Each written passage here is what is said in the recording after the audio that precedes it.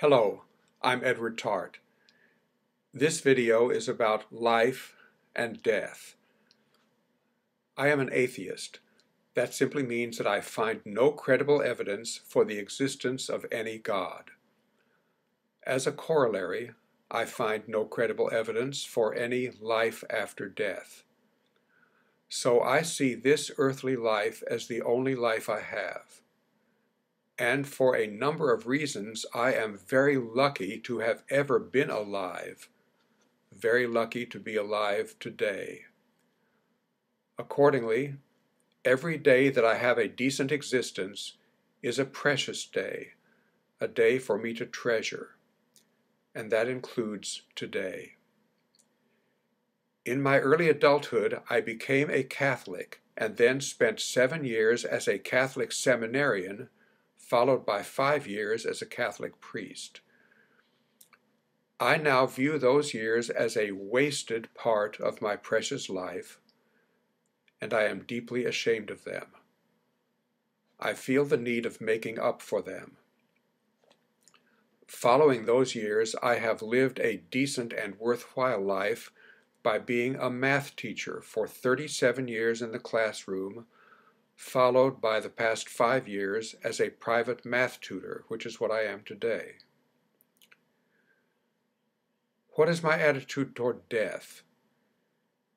It is what my fellow atheist Mark Twain said, quote, "I do not fear death. I had been dead for billions and billions of years before I was born, and had not suffered the slightest inconvenience from it." Unquote. By the way, Mark Twain was also skeptical of the everlasting life in heaven imagined by believers. Is it anything like an eternal church service?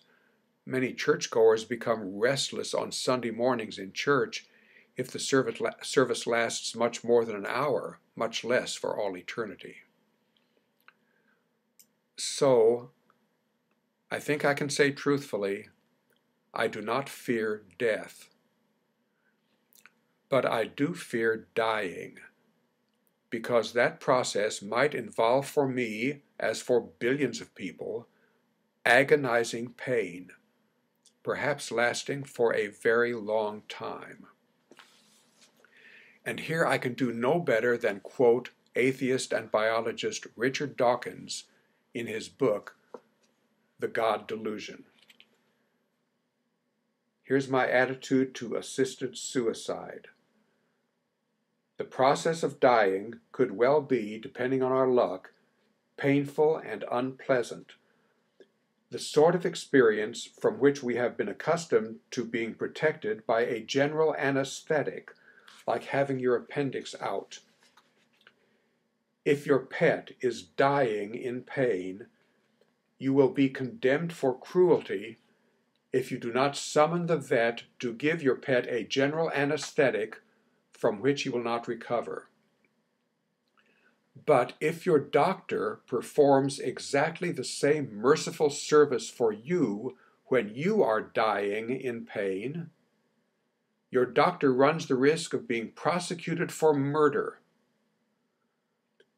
When I am dying, I would like my life to be taken out under a general anesthetic exactly as if it were a diseased appendix.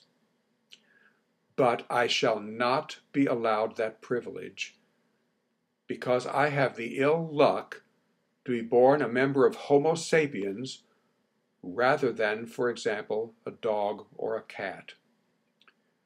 At least that will be the case unless I move to a more enlightened place like Switzerland, the Netherlands, or Oregon. Why are such enlightened places so rare? Mostly because of the influence of religion. Unquote, Richard Dawkins in his book, The God Delusion. What Dawkins is advocating is nowadays often called death with dignity. The church that was once mine, the Catholic Church, is in the forefront in opposition to today's death with dignity movement. I can still remember the moment 50 years ago when a seminary priest told us seminarians in the classroom that suicide is an unforgivable sin because there is no time before death to repent. The Catholic Church's opposition to the Death with Dignity movement is one of the many reasons why I now strongly oppose the Catholic Church, and much the same goes for other churches. It is an important reason why I make these religious videos, because organized religion is immoral in its opposition to death with dignity, death free from senseless, prolonged, agonizing suffering. Thank you for watching this video about life and death.